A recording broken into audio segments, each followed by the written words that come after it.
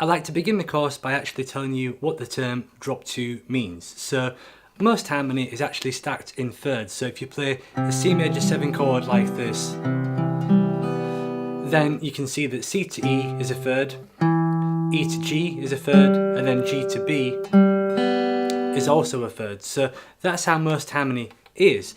Now if we played that chord up here, this is sometimes referred to as a close position chord, meaning that all the intervals are close together. If you look at that chord on some music, then it looks very closely connected, right? Because all the notes to form the chord are as nearby as possible.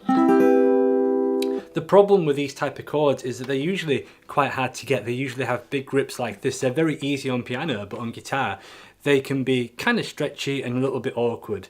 Of course, the exception is for the jazz guitarist Johnny Smith, who has a phenomenal technique when it comes to these stretchy chord voicings. But most jazz guitar players like Joe Pass, Wes Montgomery like to use drop 2 chords because they're so quick and easy to grab when you're playing, phrases like that. So, what does the term drop 2 mean? So if we go back to this close position chord here, it means to drop the second from the highest note. That's what the 2 means. So this is the highest note. The second from the highest note is the note G. So if we drop that note down an octave, then we get this chord, G, C, E, B. Now this technically is a drop 2 chord, but I've never heard it being played. It's not really easy to grab. You've got that kind of string there which has got nothing on, and it's kind of hard to mute. So what we tend to do is the note G here, we shift that up an octave, and then we play all the same notes. So we've got G, C, E, B, G, C, E, B. Okay, and we get this chord, which I'm sure most of you have probably seen that chord before. So that's going to be our first drop 2 chord that we're going to look at, and that is the notes G, C, E, B. There are of course fretboard diagrams in the PDF as well as standard guitar tab. Now that you understand the term drop 2 chord, we're going to basically look at the drop 2 chords for the 4 main chord types in jazz, which are major 7, dominant 7, minor 7, and minor 7 flat 5. Those are the basic 4 types that you come across in jazz music. So we're going to start by looking at the major 7 chord to begin with. So the very first chord on the PDF is this one right here, which is actually a third inversion.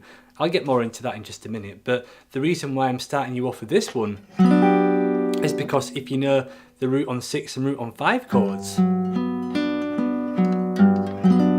I'm sure you played this chord before, right? So this is actually something called the drop 3 chord, which we're not going to get into now, but basically the guitar has 2 E strings. So if you get the G on that string and put it there, this gives you what's called a drop 2 chord. In terms of the intervals, you've got all the necessary intervals that you need for a G major 7 chord. You've got the 7th, the 3rd, the 5th, and the root. So that's going to be the first major 7 drop 2 chord shape that we look at.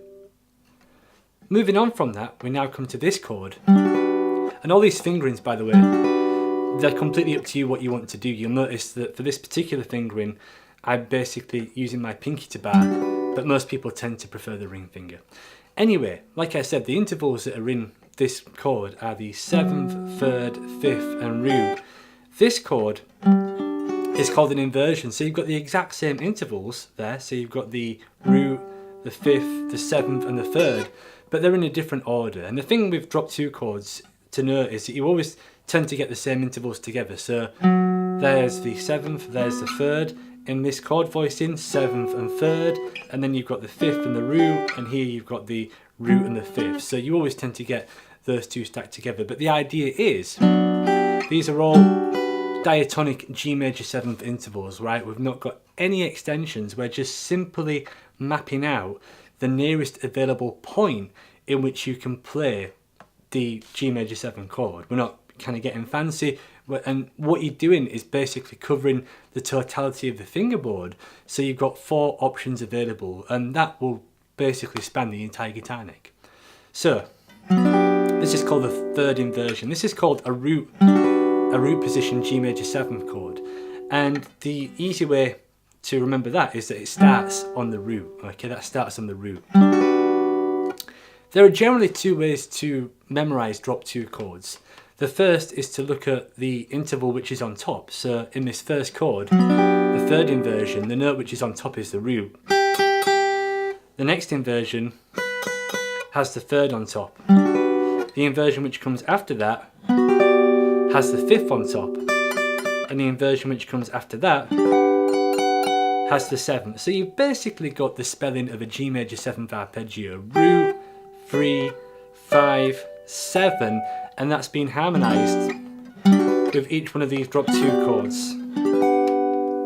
I think that's by far the more effective way of memorising these, because if you ever want to get into chord melody and things, then that is what is actually useful to know.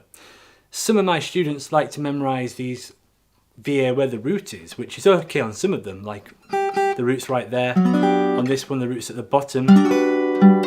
On this one, but when you get into things like this and you've got the root on the 2nd string, then for me that system becomes a little bit flawed, but that has certainly worked for some of my students, so there is no problem in memorizing the drop 2 chords using that formula if it works for you. So far, 3rd inversion, root position, then we've got a 1st inversion. Now this chord it's a beautiful sounding chord, but many of my students have found this one particularly problematic to get over the years. And you know, it's not an easy chord, it's not that easy, and I've been practicing it forever, but it certainly is achievable. You have to remember that when you first began to play the guitar, this would have been a difficult chord and a difficult stretch, but if you just stick with it, then your fingers will basically evolve and they will kind of get round the chord that you want. So this one, it is achievable with a bit of persistence, but I agree, no matter how much you practice it, it's never going to be as fluid as a motion as what some of the other chord voicings are. However, you know, you can use it if you start a run on that chord. Then, you know, you've got to be clever about how you use it. You know, don't try to keep getting to it quick if it's not a chord that's designed to be accessed quickly. You could always play it slowly, like that, and it can be effective to use that way. So that's the 1st inversion major 7th drop 2 chord. The chord voicing after that has the 7th on top. That's the F sharp on top there, and I like to bar that one with the index finger. I guess many of you will like to use the ring finger for the F sharp note, but I tend to prefer the pinky. So that will give us our 4 G major 7 chords. The best way to practice these to begin with is just in one key, super slowly, super clearly, and you might just want to do 1 per bar. 1, 2, 3, 4. Get them sustaining so they're nice and clear, and then next one, 2, 3, 4, and then go down as well. So back to this one with the 5th on top. 2, 3, 4, 1, 2, 3, 4. 1, 2, 3, 4. And then you can build it up from there, right? You could go 1, 2, 3, 4, 1, 2, 3, 4, so on and so forth. The aim of the game is for clarity and evenness, right? Don't practice doing something and stop. It's much better to basically keep a consistent rhythm and improve the consistency, because if you're practicing stopping, then you're practicing making mistakes, which is never a good thing. The next drop 2 inversions that I'd like to teach you are dominant 7th inversions. So if you look at a major 7th chord, the best way to do this is to basically amend all of these chords so they become dominant 7ths. This is a little bit more legwork, but this basically separates the men from the boys. If you're going to look at the shapes on the PDF, then that's really defeating the object of understanding what's underneath your fingerboard. It's much better to look at these major 7 chords and any chord that you ever learn and adapt it for the situation rather than kind of learn a new shape. That's certainly the mistake that I made when I was learning. I thought that, especially when I was a beginner, that there was just like, you know, 500 chords that you just memorize. But really, if you understand what's within a chord, then that's the much better way to go at it. So going back to that major 7th chord, the 7th is there. the note F sharp. Lower it down a semitone. That produces a G dominant 7 chord, right? We've now got flat 7, 3, 5, root. Okay, same thing here. G major 7th chord. 7th. Drop it down. We've got that chord right there. So 1, G7, the next G7. And then we do the same thing here. So this is the awkward one. But it becomes much less awkward when you make it into a dominant 7. Refinger. And we get that chord right there. This one, 7th is there. Move it down a semitone. And that gives us our last G dominant 7 chord. So once again, third inversion, root position, first inversion, second inversion. Okay, those are our 4 dominant 7 chords. To round up what I've just taught you, we've basically gone from a G major 7, which has root 3, 5, 7, to dominant 7 chords, which have root 3, 5, flat 7. The next chord type we're going to look at is a minor 7, in which the interval formula is root, flat 3, 5, flat 7. So we're going to do the exact same process now. We're going to get our dominant chords, and we're going to find the third in each of those. B natural, move it down a semitone to B flat, and we get a G minor 7th drop 2 chord. Here's the dominant 7th drop 2 chord. Move that B to B flat. Here's our dominant 7th drop 2 chord. B natural, B flat. I like to bar with this one. And our last one right here, there's B, move it down to B flat, and that gives us our last minor 7th drop 2 chords. So just to play those, I like to bar this one. This one I like to use all 4 fingers, but Joe Pass, I can't really do this that well, but some of my students have been able to do it, is where I can kind of do it okay just then, but they basically bar the 6th fret of the top 2 strings with the middle finger, and that then frees up the pinky to do other moves. So that is one way in which you can play that chord.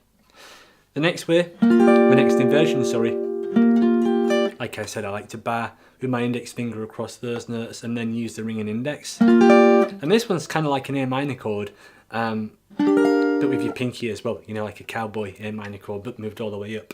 So yeah, our 4 minor 7th drop 2 chords.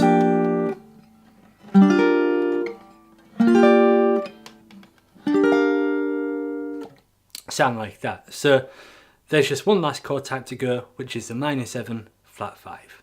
The minor 7 flat 5 is very similar to the minor 7, we just also have the flattened 5th too. So if we go back to our shape that we keep starting with, there's our minor 7th chord, there's the 5th, flatten the 5th, minor 7 flat 5. Here's a minor 7 chord, flatten the 5th, minor 7 flat 5. Here's another minor 7, flatten the 5, and we've got a minor 7 flat 5, and the last one, flatten the 5. Okay, and that gives you all the minor 7 flat 5 chords. So it's a good idea to practice all of these inversions in their own entities, but you could also start on any one of them. For example, a major 7th chord, go to a dominant, go to a minor, go to a minor 7 flat 5. Same thing, next position up.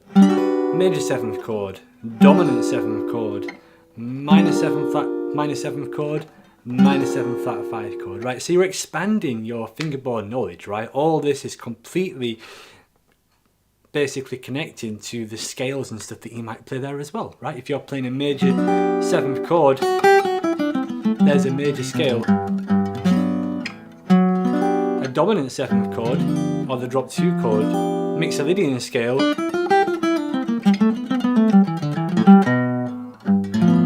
and then a minor 7. So you can see how, you know, all the harmonies changing, and I think that builds like an extra level of awareness for your single line soloing too.